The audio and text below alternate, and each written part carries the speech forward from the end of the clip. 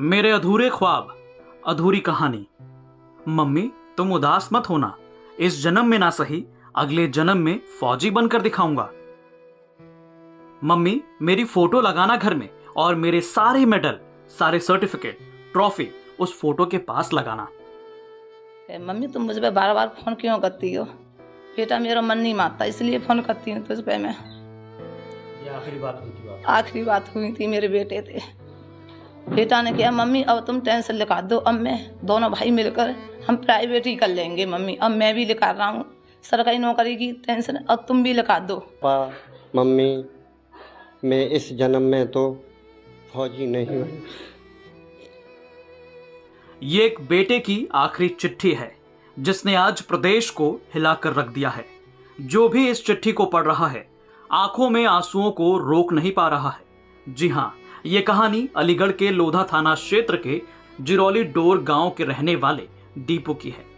दीपू ने बचपन से ही सेना में भर्ती होने के सपने देखे थे। वैसे ही कपड़े लेता था, गेटअप भी वही रखता था। दीपू के जज्बे को देख परिवार ने भी उसका साथ दिया और नोएडा में वो रहकर 4 साल से सेना में भर्ती होने की तैयारी कर रहा था। लेकिन 30 जनवरी को अग्निवीर के आए रिजल्ट में उसका सिलेक्शन नहीं हो सका, जिसकी वजह से वो डिप्रेशन में चला गया। दिन रात आंख तो खुली रहती थी, लेकिन रिजेक्शन की वजह से दीपू ने पहले एक चिट्ठी लिखी और फिर सबको छोड़कर चला गया। दीपू के इस तरह चले जाने पर उसका परिवार काफी गमजदा है। परिवार में पिता, माँ, बहन, भाई, दोस्त हर कोई हैरान है। बार बार सब दीपू को याद कर रहे हैं और उसकी लिखी चिट्ठी पढ़ रहे हैं। दीपू ने अपनी चिट्ठी में छोटे भाई के लिए लिखा कि भाई मैं फौजी नहीं बन पाया, तुम जरूर बनना। तुम बूढ़े माता पिता का ख्याल रखना। मैं इस जन्म में नहीं अगले जन्म में फौजी बनकर दिखाऊंगा। मैंने आर्मी को अपनी जिंदगी माना था, जब वो नहीं मिली तो ये जिंदगी किस काम की। इसके अलावा दीपू ने लिखा, वैसे तो मैंने कभी हार नहीं मानी, पर कहते हैं ना कि इंसान गलत कदम अपनी खुशी से नहीं करता। कुछ मजबूरियां उसे गलत काम करने पर मजबूर कर देती हैं। मम्मी मैं बहुत दिनों से सो नहीं पा रहा था, रात को नींद नहीं आती।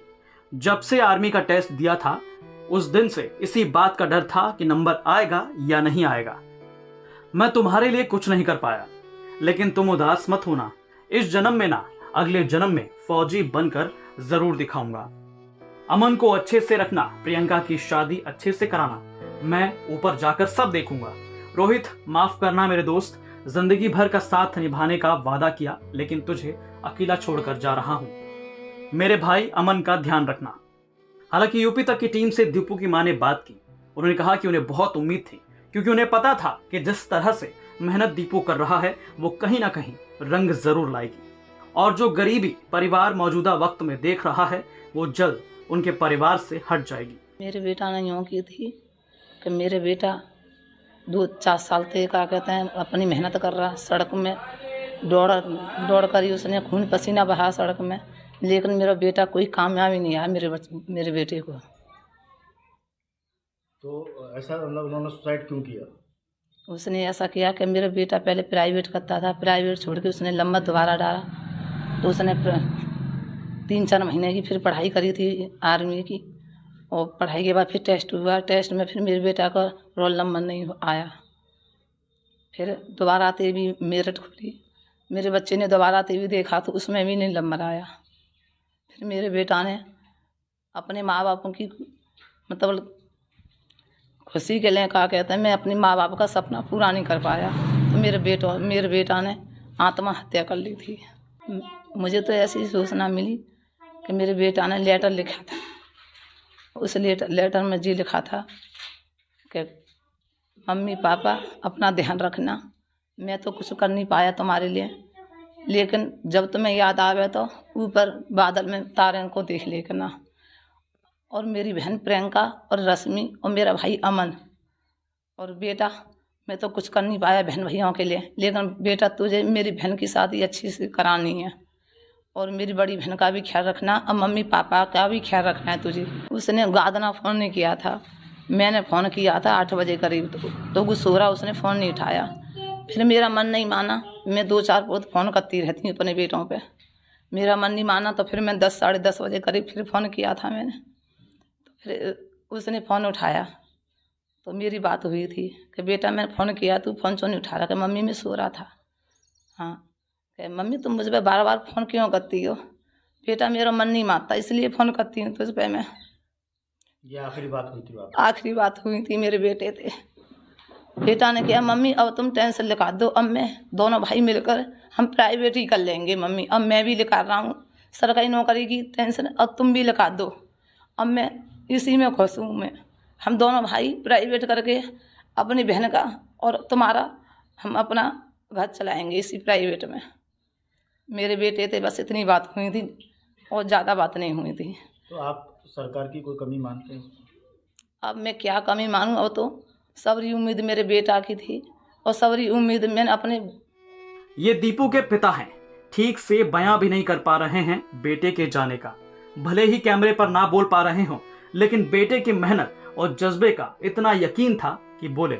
मैं एक गरीब इंसान था, मैंने बच्चे को लिखाया पढ़ाया,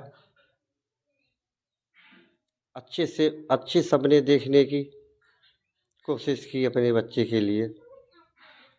मेरे बच्चे ने पूरी कोशिश की 4 साल तक। उसने अपने बहन और भाई और मम्मी और पापा के बारे में लिखा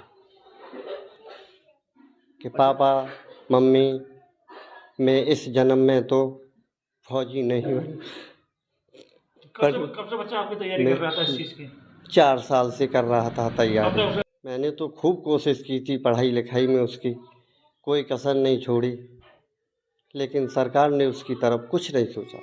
बहरहाल अभी परिवार का हाल बेहाल है। दीपू के ऐसे जाने को लेकर परिवार में मातम के साथ ही गरीबी और सरकारी योजनाओं को लेकर गुस्सा है।